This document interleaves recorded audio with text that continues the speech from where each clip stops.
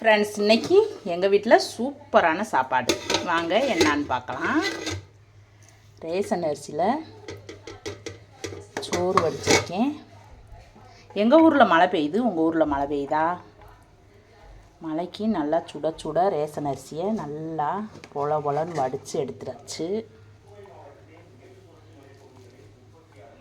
அதில் 2 கரண்டி எடுத்திருக்கேன்.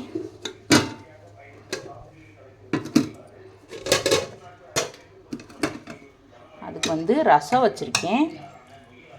ரசம் ஊற்றிக்கலாம்.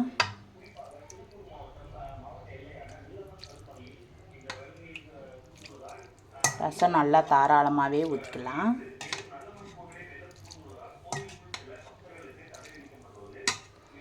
முருங்கைக்கீரை பொரியல் அதையும் கொஞ்சம் எடுத்து வச்சுக்கலாம்.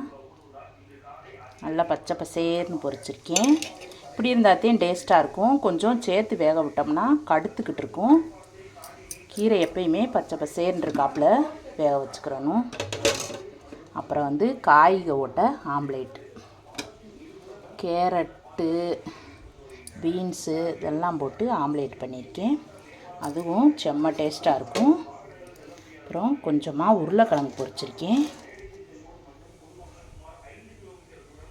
அதை எடுத்துக்கலாம்.